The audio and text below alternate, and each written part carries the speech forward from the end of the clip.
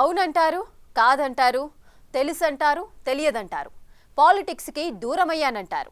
అయినా నిరంతరం అటెన్షన్ తన వైపు తిప్పుకోవడానికి విజయసాయిరెడ్డి ఏదో ఒక పొలిటికల్ కామెంట్స్ చేస్తూనే ఉంటారు. వ్యవసాయం చేసుకుంటానని రాజ్యసభ సభ్యత్వాన్ని వదులుకొని వెళ్లిపోయిన ఆయన పొలిటికల్ రీఎంట్రీ ఇవ్వడానికి ప్లేట్ మారుస్తున్నారా? లేకపోతే వైసీపీలో తనను ఇబ్బంది పెట్టిన వారిపై రివెంజ్ ప్లాన్ చేస్తున్నారా? అంత చేసి ఎవరినో ఇరికించబోయి ఆయన ఇరుక్కుంటున్నారా? అసలు విజయసాయిరెడ్డి స్కెచ్ ఏంటి?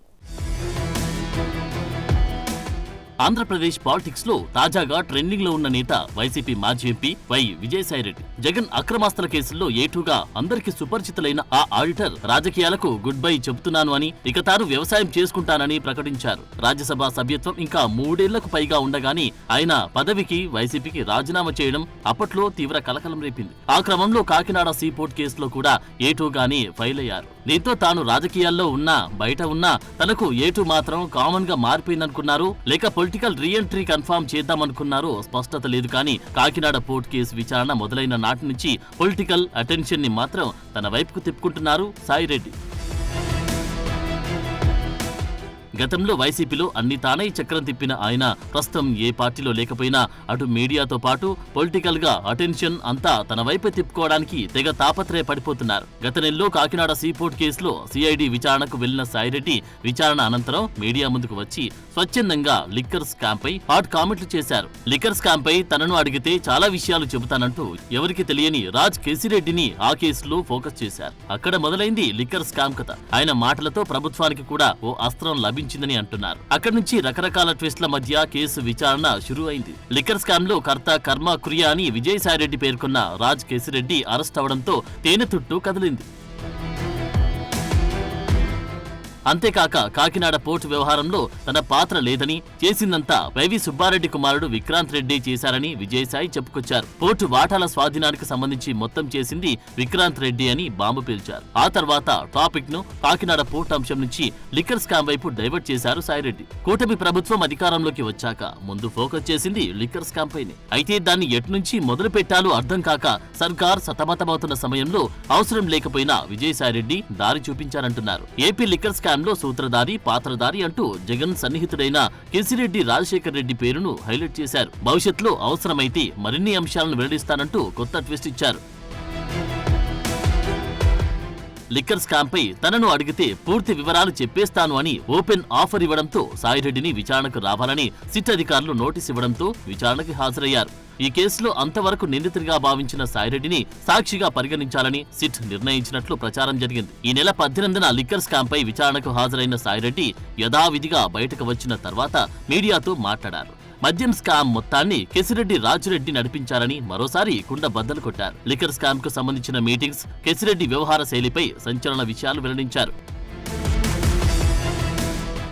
అదాన్ డిస్టిలరీస్ ప్రైవేట్ లిమిటెడ్ వెనుక మిథున్ రెడ్డి, రాజ్ కేసిరెడ్డి ఉన్నారన్న సాయిరెడ్డి ఆ ఇద్దరు వ్యాపారం చేసుకుంటామంటే అరబిందో కంపెనీ నుంచి తాను 100 కోట్ల రూపాయలు అప్పు ఇప్పించారని తెలిపారు. ఇందులో అదాన్ డిస్టిలరీస్ కి 60 కోట్లు, డికాక్ సంస్థకి 40 కోట్లు అరబిందో శరత్ చంద్రారెడ్డి ద్వారా సమకూర్చారన్నారు. అదాన్ డిస్టిలరీస్ కి ఇచ్చిన 60 కోట్లు వడ్డీతో కలిసి తిరిగి ఇచ్చేశారని, డికాక్ తీసుకున్న 40 కోట్లలో అసలు మాత్రమే రిటర్న్ వచ్చిందని, దీని మీద ఇంకా వివాదం కొనసాగుతుందన్నారు. అయితే ఈ వ్యవహారంతో తనకు సంబంధం లేదంటూనే వారికి వ్యాపారం చేసుకోవడానికి 100 కోట్లు అప్పిచ్చానని చెప్పుకొచ్చారు సాయిరెడ్డి. అయితే సాక్షిగా విచారణకు పిలిచారు అనుకుంటున్న తరుణంలో సడన్ గా సాయిరెడ్డి పేరును ఎఫ్ఐఆర్ లో నమోదు చేయడం హాట్ టాపిక్ గా మారింది.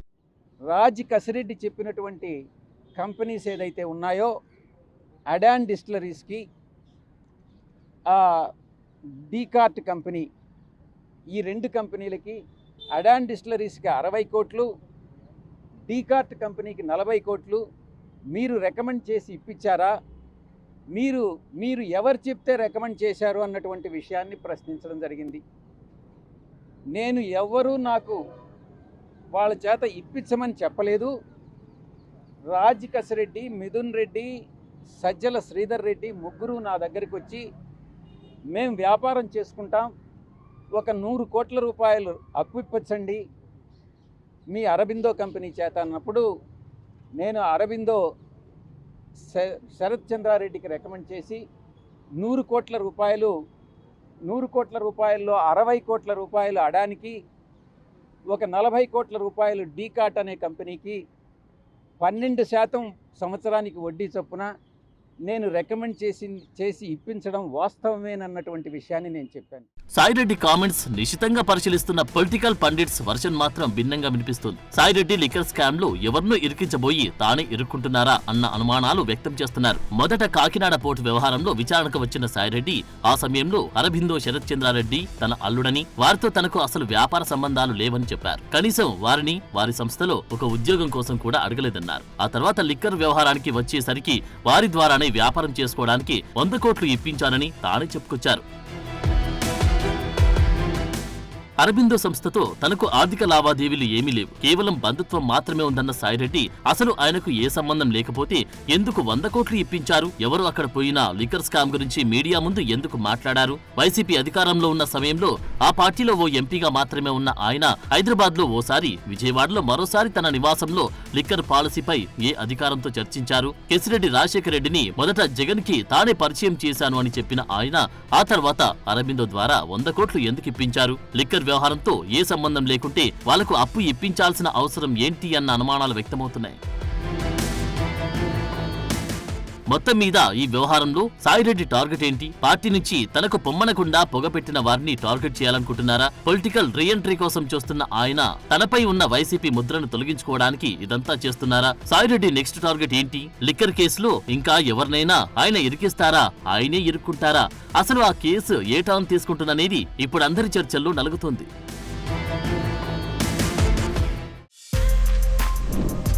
For more videos like this, subscribe Big TV channel.